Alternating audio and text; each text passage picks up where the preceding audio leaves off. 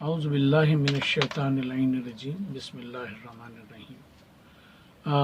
مکتب اہل بیت کی ابتدا اور اس کے عقائد کے حوالے سے یہ دوسرا یہ کہ مختصر ٹاک ہے جو ہم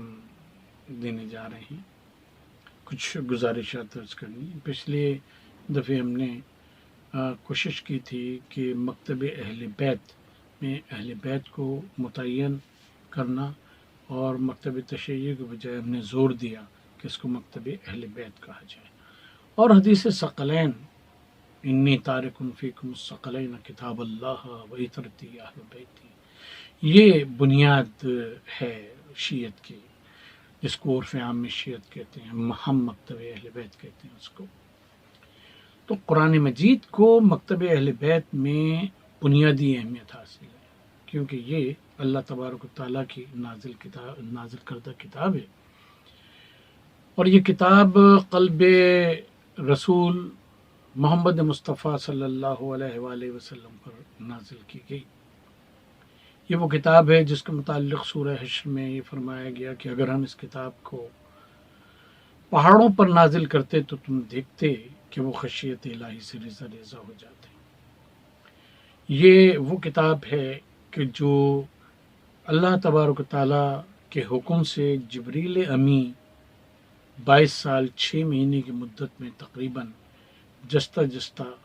اللہ مقسم کے لیے جو لفظ قرآن مجید میں آیا ہے، جستہ جستہ لے کر اللہ تعالیٰ کے حکم کے مطابق نبی پاک صلی اللہ علیہ وآلہ وسلم پر وہ نازل کرتے رہے۔ بیچ میں کوئی واسطہ نہیں تھا، اور یہ عجیب بات ہے کہ جہاں حضرت جبریل کا ذکر کیا گیا قرآن مجید میں وحی کے سلسلے میں، وہاں امین کی لفظ اللہ تبارک و تعالیٰ نے ان کے لیے استعمال کیے۔ اسی لیے عرف عام میں حضرت جبریل علیہ السلام کو جبریل امی کہا جاتا ہے، اور جس پر نازل کیا گیا قرآن محمد مصطفیٰ صلی اللہ علیہ وآلہ وسلم، ان کی شہرت بھی الامین اور الصادق کے نام سے تھی۔ الامین وہ کہ جو پیغام کو پہنچانے میں کسی قسم کی کمی اور بیشی نہ کرے، وہ امانت دار، ایسا امانت دار، اور صادق یعنی ایسا سچا کہ جو پیغام رسالت کو پہنچانے میں، پیغام الہی کو پہنچانے میں اس سے جھوٹ کا ذرا سا بھی شائبہ نہ ہو۔ ایک تو یہ ہوتا ہے کہ 4 باتیں کہی گئیں، 3 پہنچائی گئی ہیں، وہ تینوں صحیح ہیں، لیکن اس میں ایک کی کمی کر دی گئی۔ اس کو ختم کرنے کے لیے اس کانسیپٹ کو رسول اللہ صلی اللہ علیہ وآلہ وسلم کو امین قرار دیا گیا، اور صادق قرار دیا گیا کہ جن الفاظ میں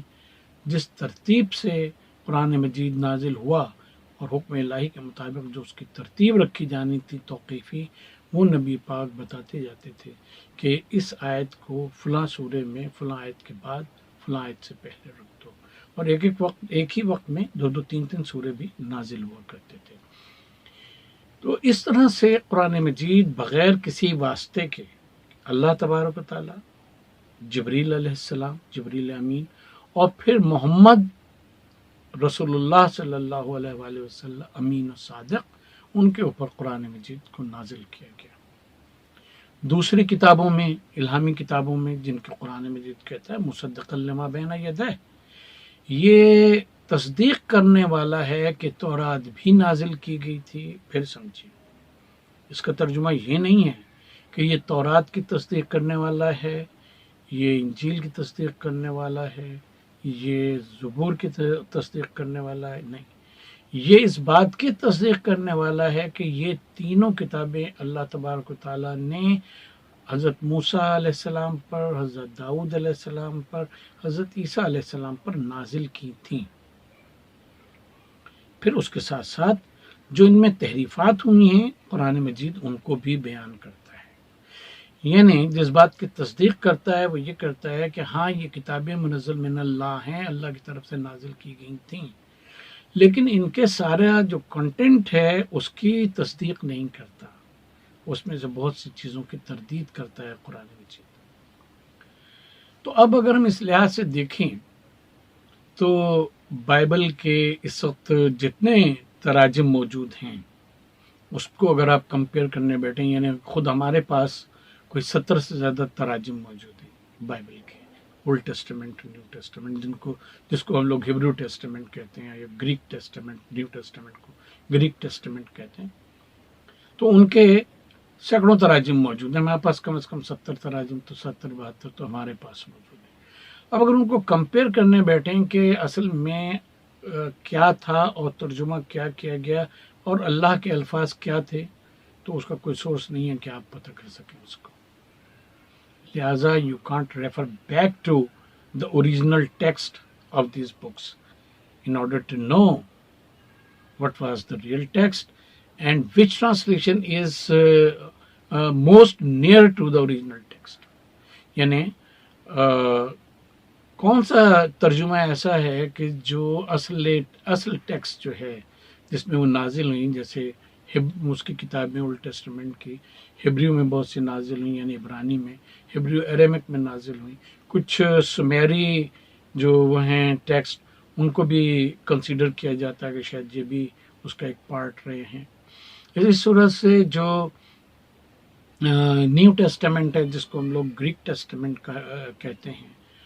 تو وہ کتابیں بھی ان کے بھی تراجم موجود ہیں، ساری چیزیں موجود ہیں، لیکن اوریجنل ٹیکسٹ جو ہیں وہ پہلے 4 گوسپلس کے بھی نہیں ملتے اوتھینٹسٹی کے ساتھ، اور بعد کے بھی نہیں ملتے.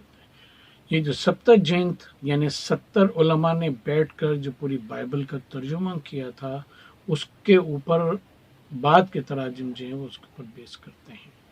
تو اب اگر ایک گویا کہ فقرے یا ان کے مطابق، آیت کے مطابق اگر یہ ہو جائے کہ اس کو طے کرنے بیٹھیں کہ کون سا ترجمہ ٹھیک ہے ان 70-80 تراجم میں، تو آپ کو اوریجنل ٹیکسٹ جو ہے اس کا نہیں ملے گا. جبکہ قرآن مجید کے بھی سینکڑوں تراجم موجود ہیں.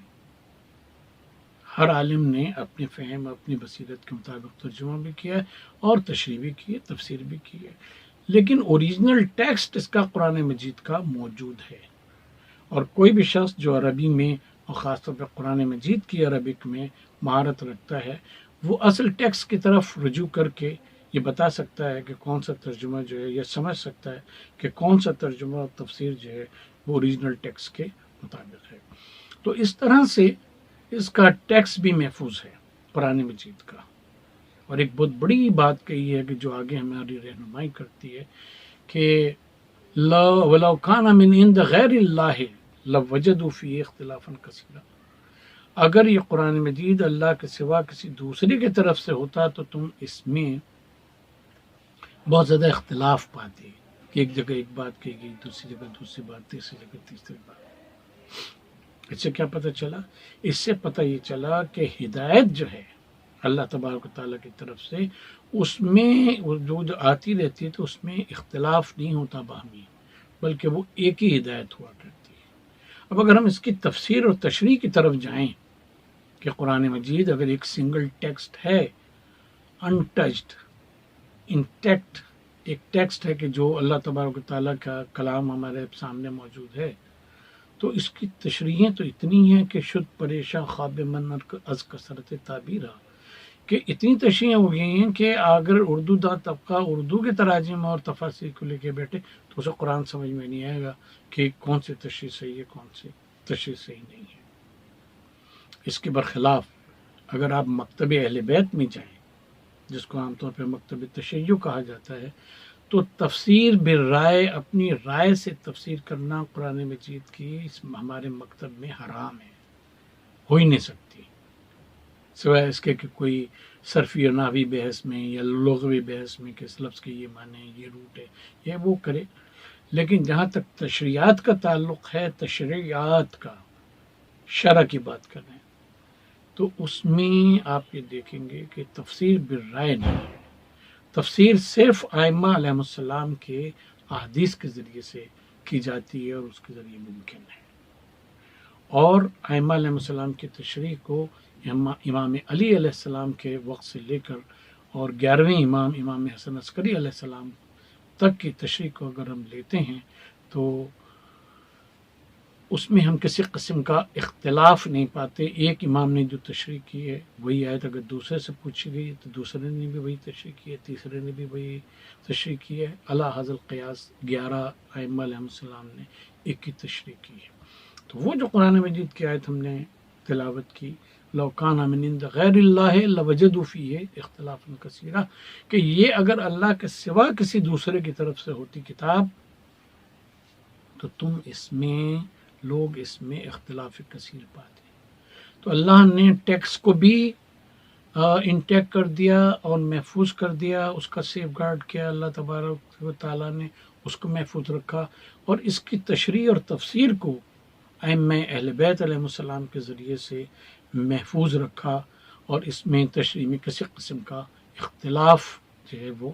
نہیں پایا جاتا. یہ بھی اس بات کی نشاندہی کرتا ہے کہ ان کی ہوئی تشریح بھی علم الہی کے مطابق نبی پاک صلی اللہ علیہ وآلہ وسلم کے ودیعت کردہ علوم کے جو اہل بیت کو دیے گئے اس کے مطابق ہے, ورنہ ان کی تشریحات میں بھی ایک دوسرے میں بہت زیادہ اختلاف ہوتا ہے. اس میں اختلاف کا نہ ہونا اس بات کی نشاندہی کرتا ہے کہ جیسے قرآن کا متن جو ہے وہ اپنی اصل حالت میں موجود ہے, ویسے اس کی تشریح کی اور تفسیر کی بھی اللہ تبارک و تعالیٰ نے ہی حفاظت فرمائی ہے. تو یہ حدیث ثقلین کی اصل میں جو تشریح ہے اس کا ایک پہلو ہم نے آج آپ سے عرض کیا. سلام علی من اتبع الہدی.